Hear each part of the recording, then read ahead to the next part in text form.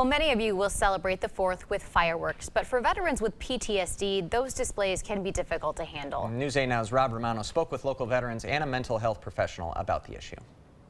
For civilians, fireworks on the 4th of July are for celebration. But for some veterans who serve this country, we serve to let them be able to have their freedom. Like retired Marine Sergeant Major Mike Wagoner, they can be an issue. The sporadic ones where you're walking down the street and things are going on in people's backyards or at night when you start hearing it, from a distance somewhere you had no clue where it's coming from.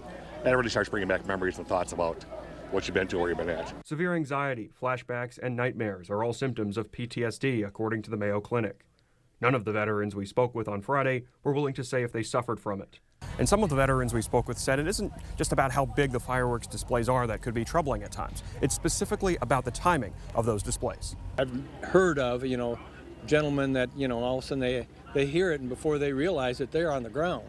Retired Army Captain Francis Schmitz served for 20 years, and he's concerned for his fellow vets. The people that maybe have been in military and maybe have been in serious combat environments, when something unexpectedly goes off, it does create the PTSD response. Statistics from the National Center for PTSD say that 11 to 20% of Iraq and Afghanistan war veterans have it. That compares to 12% of veterans of the Gulf War and an estimated 30% of veterans of the Vietnam War, according to the Army's website. Dr. George Lau has been a psychotherapist in private practice for more than 40 years. He says fireworks can trigger a neurological response in those with PTSD. That it triggers the nervous system to go into a state of the fight, flight, freeze response. So the person feels like they're in a survival situation. Lau recommends that veterans with PTSD avoid fireworks altogether. He says they should remember that any encounter with fireworks is a passing thing and that they aren't in any danger. The main thing is for the person to not feel shame and to feel that this is a normal experience they're having, a normal reaction to something, even if it happened a long time ago. People say, well, I should be over it by now.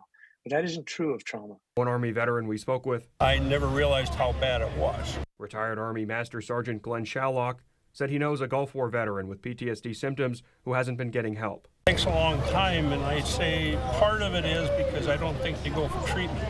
If you or someone you know is a veteran in crisis, you can contact the Military Crisis Line at 800-273-8255 and then press 1.